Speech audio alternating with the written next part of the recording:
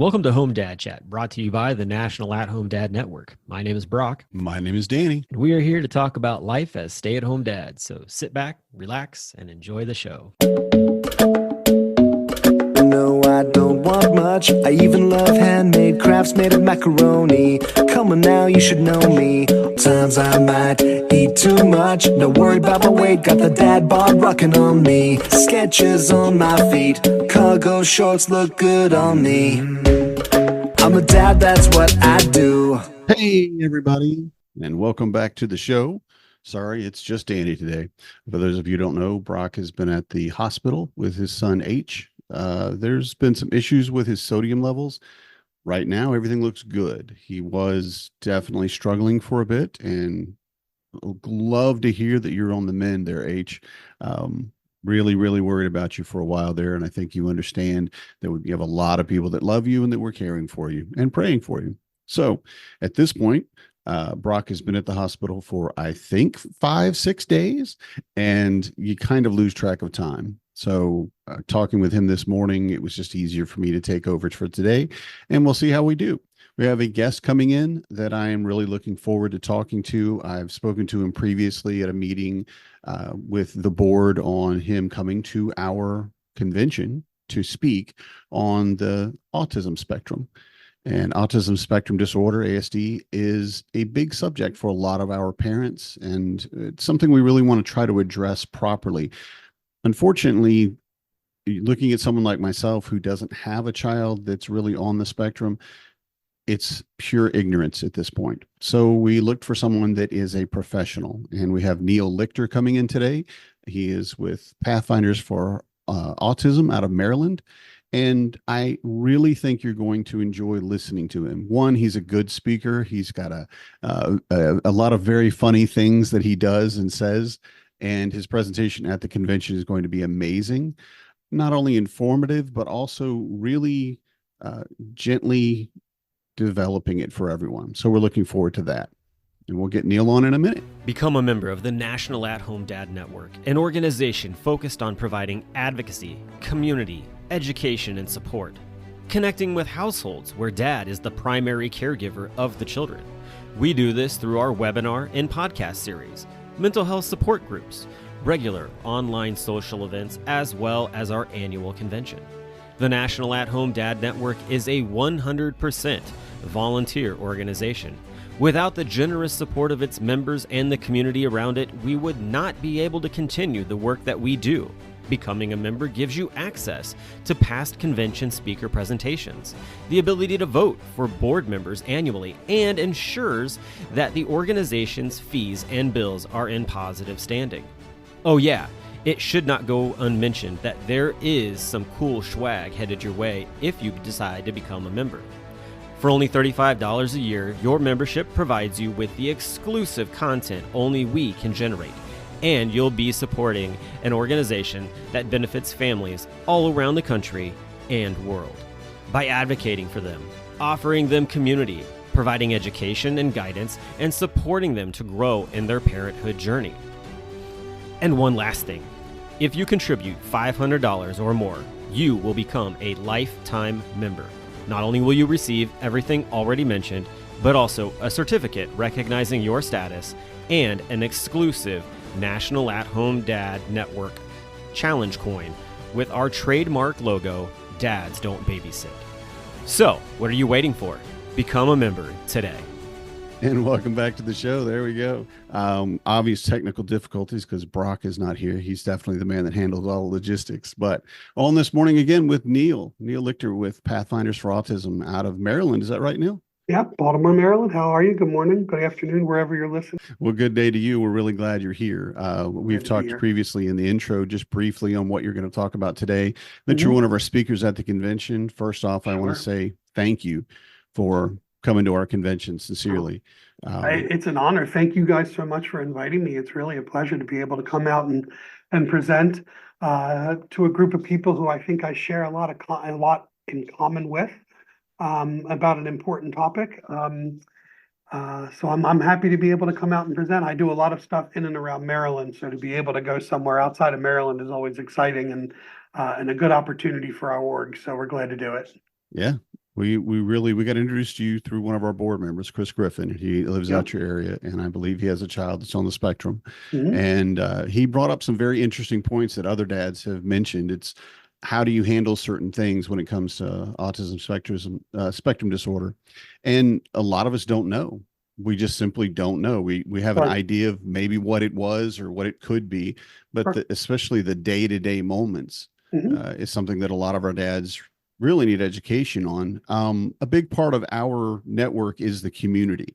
It's being Mhm. able to go talk to someone and someone that knows what's going on or that has been Mhm. through what you've been through, Yep. that mentor type mentality. So a lot of what I've seen from your organization, which is amazing, by the way, I love your website. You've got Thank you. so many, especially free resources for Yep. parents. Yep. And for all of our listeners, that is pathfindersforautism.org. Yes. So feel free to go there and find out just more information that I knew that I needed, honestly. Sure. It was Sure. amazing. Yeah. It's a pretty deep website. It's It we don't is. tell people to just jump in and start digging. And if you're just diagnosed or something like that, it's best to reach out to our helpline or through our contact us page. But I think you said something before about community and family and that support. And I think that's really the heart of what Pathfinders for Autism started as, and that's what we strive to be today, is that we're for families. We're for individuals, autistic individuals, of course, but we were started by families, for families to have more resources, more information, more access to support, more access to providers, more access to therapies and ideas and treatment plans, and support. And the idea that you're not alone in going through what you're going through. And that sort of comes to the heart of what we are, is that we do these great events in and around Maryland and these free workshops and these free webinars, and everything is free. We don't charge for anything we do. It's right into our mission statement, that everything we do is free because we want people to have opportunities for access to resources, because anything that's going to possibly restrict access is not going to get you the information you need. So we're gonna, or the opportunity for you to have. So if you're afraid to come to the aquarium in Baltimore because it's $50 a person and you don't know how your loved one's going to react, we have a free night at the aquarium and you can come out and it doesn't cost you a dime to get in. And Wow. if you make it 10 minutes, okay, you make it 10 minutes. Yeah. But it doesn't cost you a dime to get in. Or maybe you need to go outside and cool off for a bit and come back in, which on a normal day at the aquarium, you're not allowed to do. On our event, you can go in and out 100 times. Nobody cares. We just give you opportunity. We want you to take the opportunity and take the chance, because it's not only a fun night at the aquarium, but I mean, I have like 1,500, 1,800 people come to that event. And when you come to that event and you look around and you go, I am definitely not alone. Yes. And I have people coming from all over the state to come to those events. And it's a nice feeling. So I agree. I mean, that whole piece of community is a big deal to me. And we hear a lot in the line of work that I'm in, and the resources I have, it's autism moms a lot. Autism moms handle a lot of business, and but we're out here too, Hmm. autism dads, and we handle a lot of things too, and we handle day-to-day things, and we handle a lot of information, and we need resources and things like that. And I think when I present, and I'm going to try and not give any spoilers away for what we talk about in October.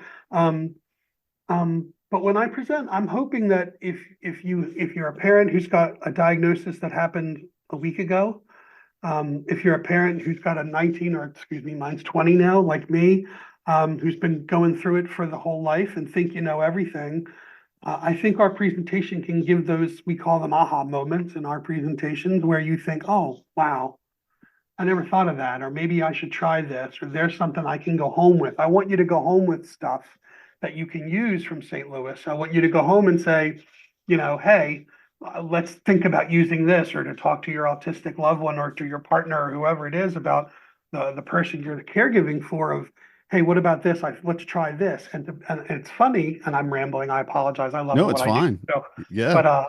but Chris Griffin, I think Chris's wife saw me at a presentation at a school in Frederick and went home and said, this guy would be a great speaker. So go check him out and talk to him. And we've seen the Griffins at a lot of things now at our events, and I'm always happy to see him. But that's the idea, is that I'm not clinical. I'm not a doctor. I'm just going to give you an idea of things from a perspective that maybe you don't typically get that perspective from, because we're always talking to doctors or speech therapists or OTs or teachers or sometimes people who are talking up here with language that's hard to understand. And we hope to make it a little bit easier. All of the resources on my website, like the articles and things like that, that's not Maryland specific. So everybody who's all over the world and all over the United States can certainly check out the resources we have. And we tell our authors, listen, it's not an infomercial. It's informational, and it's got to be written. Well, you got to fit everything you need to say on the front and the back of a page. So make it easy for moms and dads to understand. And if it comes back too confusing, we tell them, no, that makes sense. We're going to get too many questions that this is going to generate. So answer them before they generate. So Yes. we really try and make it good for folks, and we bring the same perspective everywhere. So it doesn't matter who I train, who I talk to. I don't like train, teach. Police officers. I'm a licensed certified police trainer. I train a lot. I think I trained like 1,900 police officers last year. We trained firefighters Wow. and doctors and nurses, but teachers and lifeguards and camp counselors and rock climbing instructors and school bus drivers and anybody who wants to learn more. And I can't come to a police officer and talk down to them like I know more than they do. I'm Yeah. right up front with them and say, I don't know how you all do what you do, so I can't tell you how to do it. But here's some things to think about when you're interacting with someone who may be autistic or may have another intellectual developmental disability, Down syndrome, cerebral palsy, Tourette's, fetal alcohol syndrome. They're all developmental disabilities, just like autism spectrum disorder. So there's a lot of common characteristics that we talk about looking for. And that's going to be really what the center of the presentation is in October, is surrounding these 4 common areas. How they impact your loved one, things to think about, ways to communicate, and other things to think about. I don't want to get too details because of course, we don't want to spoil it. Ruin all the good parts for October. I do Everyone's got to want come out and see us. right. You have to come out and get the real Absolutely. gist. I want It's to much say, better in person. well, I have to say, I admit, Neal, you were great on our last I call, and I'm appreciate like, that. this is fantastic. I can't wait to hear this guy talk. Well, So to be fair, I had a lot of practice during the pandemic of presenting this presentation on a virtual platform. So we had to pivot pretty hard Right. during the pandemic, yes, where officers and doctors and schools were saying, listen, we still want the training, but you can't come see us. So how are we going to do it? So we figured out how to do it. So it works well, but I love that interactive live connection Yes. of being in front of an audience. I think everyone understands that face to face is going to be more impactful. It absolutely is, no matter how good it is. I wanted to talk for a minute about one of the resources that I found on your webpage, which you talked about making the information presentable to just about anyone. And the page that I was looking at is parent tips on explaining autism using everyday examples. This was amazing. This was amazing. It was so direct and simple. The verbal one got me immediately because a lot of our loved ones can be nonverbal or have difficulty with that. And it talked about, have you ever had a bad case of laryngitis? And it talked about how it's just frustrating not be able to say what you mean to say or ask for the things you need.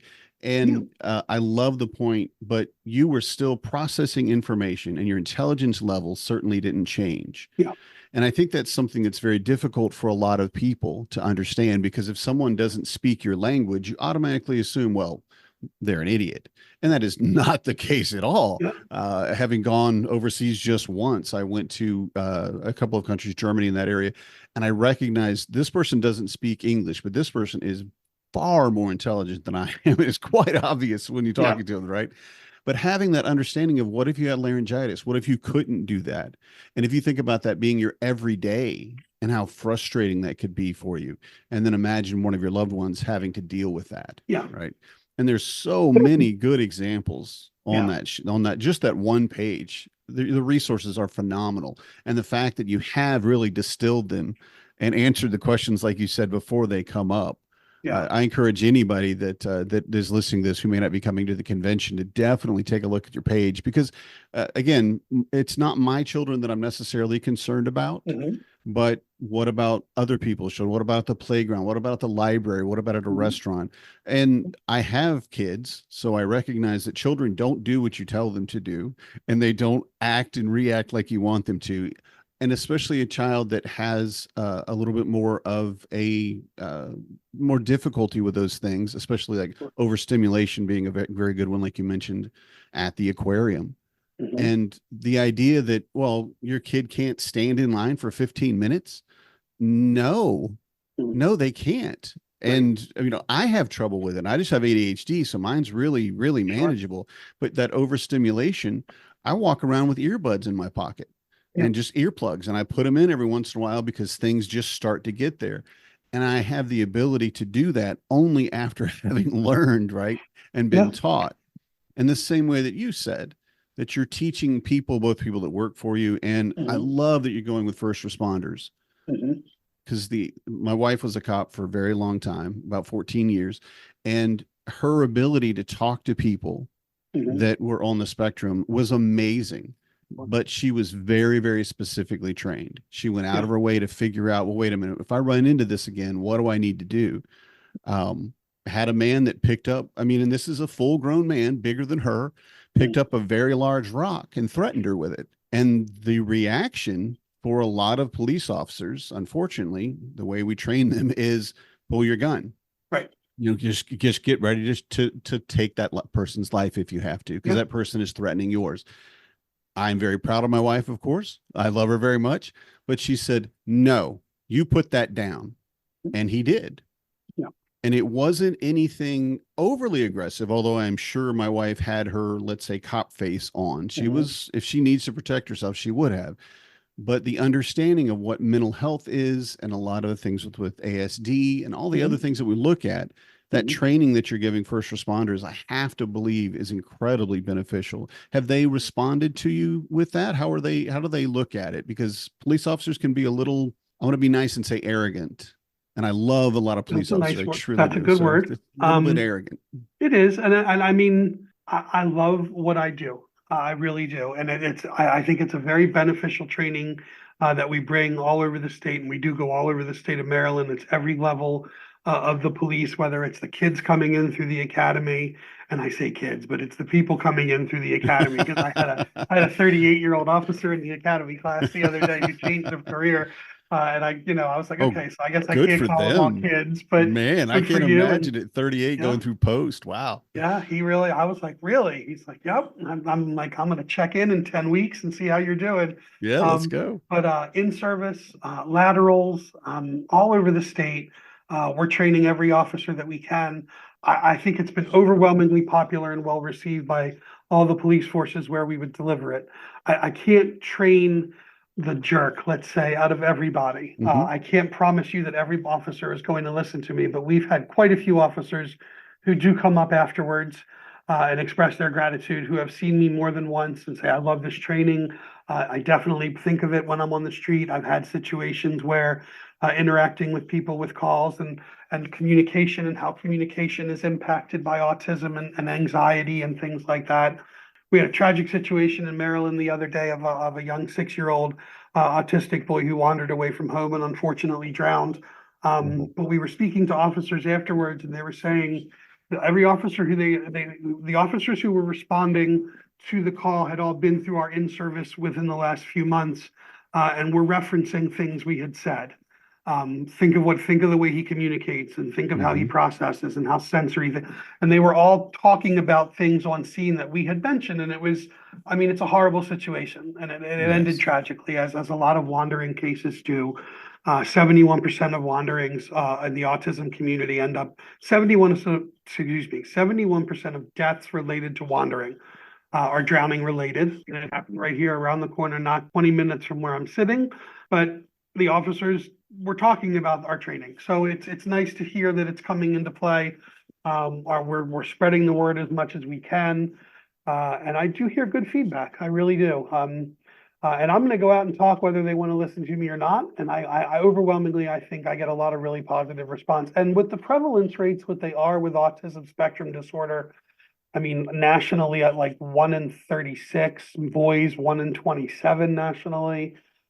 Plenty of officers come up to me afterwards and say, "Hey, I've got a kid on the spectrum," and and I'll ask them, "Am I right on?" They're like, "Yeah, man, you're right on." And you said stuff I didn't think about, and that's where I'm like, "Okay, we're connecting, and they're thinking about it, and it's a good feeling to do." So I'm proud of the work we do and the program that we put on and that we offer to police and all over the state of Maryland. Yeah.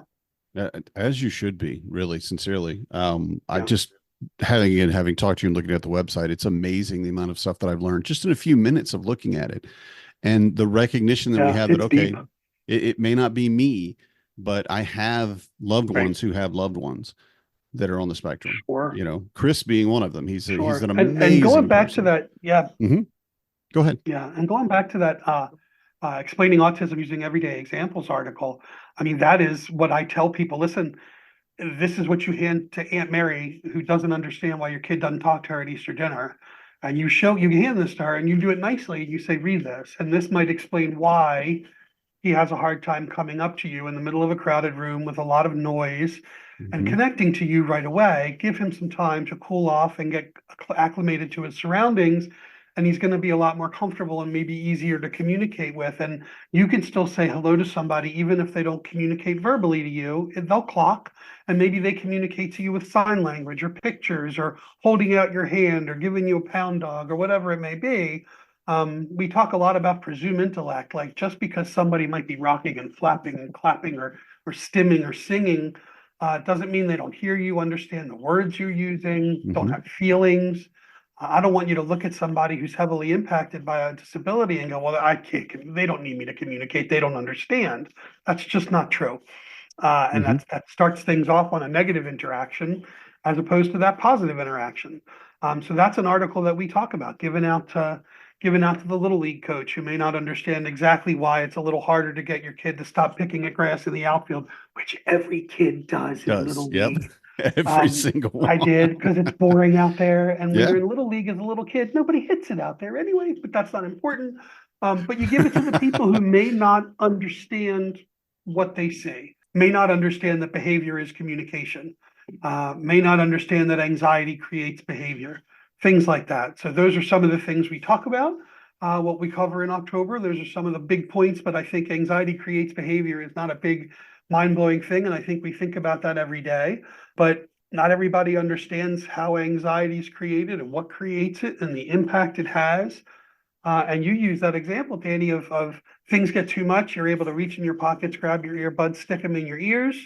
But what if you're not able to communicate and process the anxiety? How do you deal with it? And think of what you would do if I told you every time you reach in your pockets, put your hands in front of you, your hands don't belong in your pockets. Yes. But you're just trying to get to the help you need to advocate for yourself. And I'm going to restrict that. You could see eventually where it blows up. So that's what we talk about a lot. I mean, I think that's really, as a dad of a now 20-year-old who was diagnosed at 2.5, learning that anxiety creates behavior was eye-opening. And that's we center our presentation. That's who I don't change that for anybody I talk to.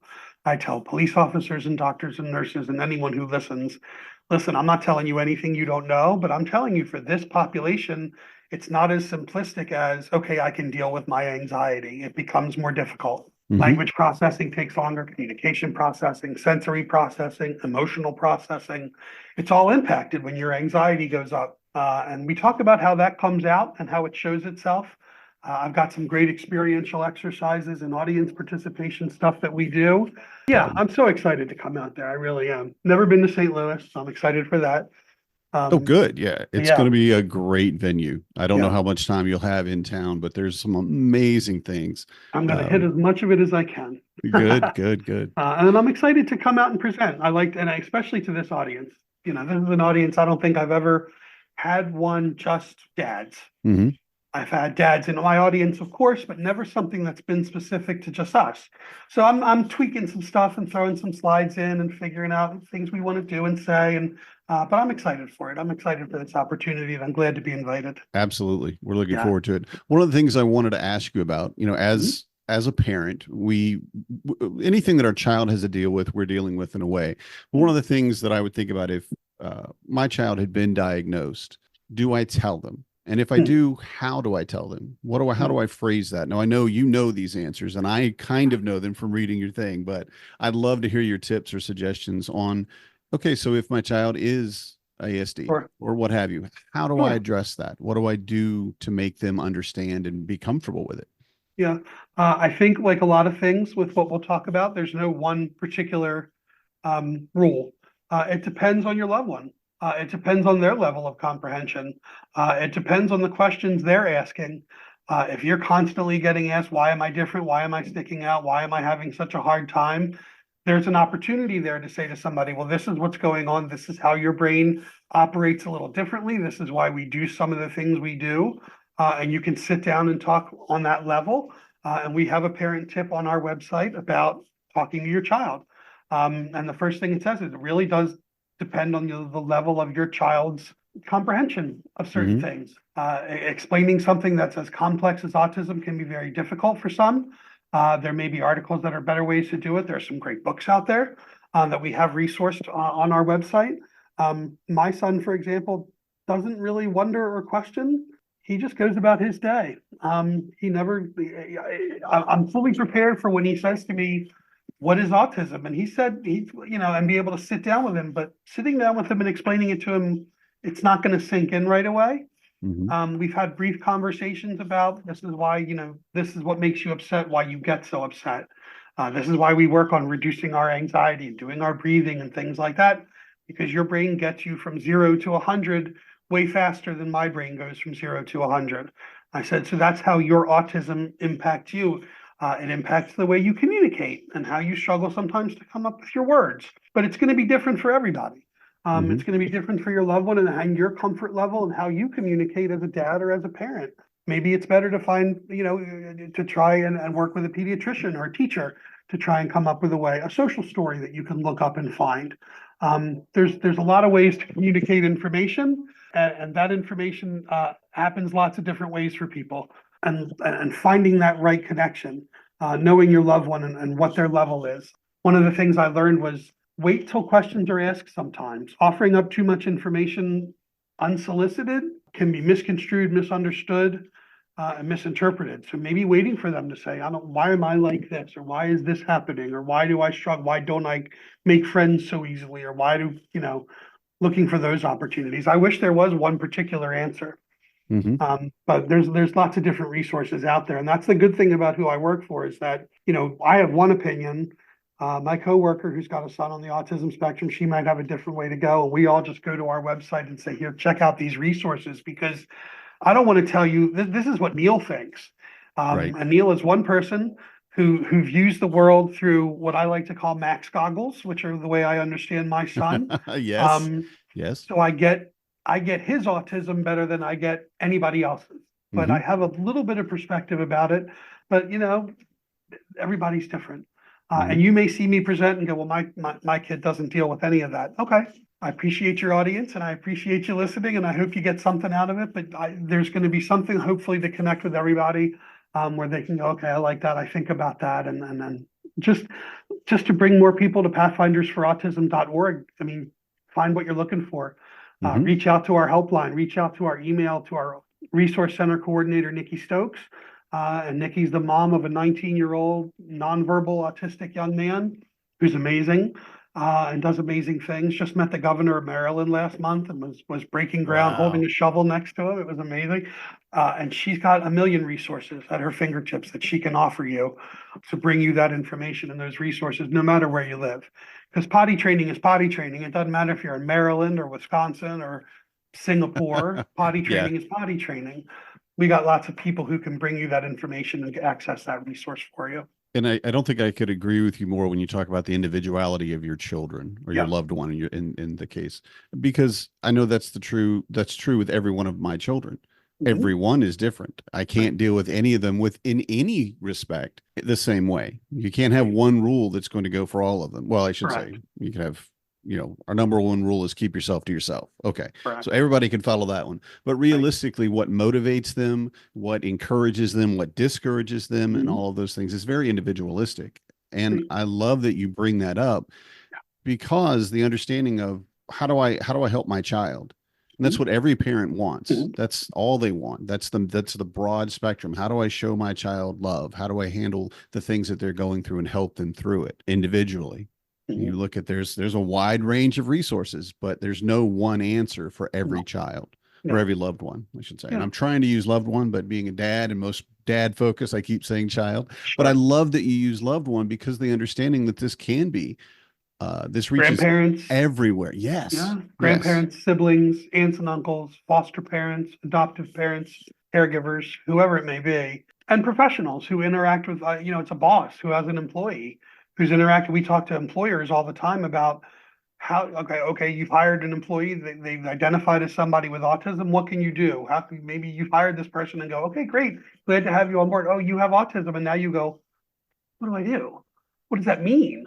What am I supposed? Well, you're thinking Rain Man, and this is a person who's absolutely brilliant, who's fantastic on a computer, but absolutely struggles to communicate, doesn't understand sarcasm.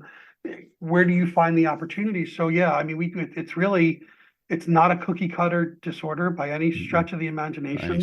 One of the common phrases you hear in our community in the autism families is you've met one person with autism, you've met one person with autism. That's it. Max is individualized and unique, and what de-escalates Max doesn't work for my older son, who's not autistic at all. He's just 23 and knows everything. So parenting is completely different for them, which has been pointed out to me throughout the years, because a consequence to my older son means nothing to my younger son, and vice versa. I can never take something away for a week from my autistic son, because it's a time concept that's too mind-boggling for him. It's forever. An hour is torture. For my older son, no, you're losing a phone for a week, right? Because that's where you're going to connect with, and it's been pointed out to me regularly. It's not fair, but I don't like fair. Fair is a horrible term, and fair, you've always been, you have to be fair, but with this community, it's everybody needs to get what they need. Not everybody has to have the same thing. It's Max needs what he needs. My older son needs what he needs, and I get every opportunity to give him that. But they don't always get the same thing and aren't always going to be treated the same way. So I tried to dispel that myth right away. With my older son, listen, you all aren't on the same boat. So it's a different situation for him. I know it doesn't seem right, but I'm dad and I'm making the choices, but it applies to, you'll have teachers in school who have said to me during Max's lifetime in school, well, if I do that for him, I have to do it for everybody. It's like, okay, so do it for everybody if everyone needs it, but Max needs it. So if Max needs it and maybe 2 or 3 other kids need it, great. But what's wrong with okay, maybe it's a tiny bit more work, but it's going to get him what he needs to be successful. And it's those frustrations that I know that parents, I mean, if I say the letters IEP for families, individualized education program, all of a sudden you're getting goosebumps up your arm and you're getting a little PTSD. You're putting the war paint on your face and you're ready to go into battle. But these are the things we hear in meetings, and you have to advocate. And I'm a very loud, my wife, who is a special educator and way more knowledgeable about this stuff than I am, we were very loud, squeaky wheels as far as advocacy goes. And going back to pathfindersforautism.org, there's so many resources on there to help you learn. We put a whole lottery of special education acronyms, because that whole IEP, there's one process, is nothing but acronyms in special education. And they throw them around at meetings and you have no idea what it means. So we want you to walk in with a dictionary. I also want you to stop a meeting and go, hey, wait, I don't know what you're talking about. You need to stop, things like that. But more resources for families, because you don't know what you don't know. And I think sometimes one of my personal weaknesses is I think, well, I know, I'll figure it out. But I had to learn right away, especially with autism, that find a resource that has the information at your fingertips so I can save you time. So if you're like, well, what's the deal with behavior? Why are they melting down? instead of just Googling something, like go to Pathfinders and look on our website, put it into the search bar and find that meltdowns article that I have, you know, whether it's a total meltdown or non-compliant, it's all behavioral, I think it's called, or something like that. That's what we're there for. We want to cut the steps for you for information and be that resource library that you're looking for. If you are in Maryland, DC, Northern Virginia, parts of Delaware and Pennsylvania, I've got a provider directory on there where, I mean, the reality is I can't just walk into any dentist, any barber, any little league team, any church. If I have a loved one who's loud, who's noisy, when my son is happy, he's loud. When he's sad, he's loud. When he's mad, he's loud. He's just generally loud. But in a church, in a synagogue, in a house of worship, that's sometimes, you know, oh, he can't be in here. That's disrupt. You know, I've got a list of churches, synagogues, religious places, mosques. I had a couple I added last week. I was so happy that they added themselves. Places that are open and willing to have your family come, because isn't that what worshiping's about for a lot of people? It's about family. Right. And if your family's not welcome, what are the chances you're going to go? It's certainly the reason I don't go to the place that I was raised anymore, because I was told he's too noisy. So, okay, well, if I'm not welcome, if he's not welcome, I'm not coming. Exactly. So you go to my website, you go to my directory, and you go look for a dentist, or you put your zip code in, and I'll send you a list of dentists who are around where you are: barbers, little league teams, church groups, recreational groups, doctors, therapists, anything. All that's the most Maryland specific stuff we have. But yeah, lots of good information there. Well, I want to close us out just a little bit talking, you give everybody the information again. It's pathfindersforautism.org. There is a helpline, which I think is very valuable. There's a lot of information there that you can read, but sometimes you just need to listen to someone tell you these things. That's where you reach out. You could talk to Nikki. There's a good chance you'll get me or my coworker, Trish. I'll give that number out for you. It's 443-330-5341. And that gets you right to our helpline that rings to either Nikki's desk or Nikki's hip when she's not in the office.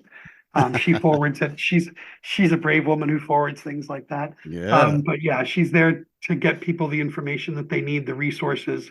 But if she's not here, we all cover. And I've done her job. And Trish, my coworker, who's the deputy director, started as the resource center coordinator. And, you know, we're not a big organization. There's all of 6 of us right now. But we do a lot and we hire some really good people. So yeah, check us out. That website is pathfindersforautism.org. You can check us out on all the social media. We're on Facebook and Instagram and X or Twitter or whatever it's called these days. LinkedIn. We've got a good YouTube channel where we put all of our webinars that are also stored on the website. So we put our information out there. Sign up to our mailing list if you want. You'll get some regular parent tip article emailed once a month. Information. We're doing a virtual bingo, which is certainly not regional. We give away little prizes, Pathfinders for Autism swag or Amazon cards, and it's fun. I'm the bingo caller. We have a good time with it.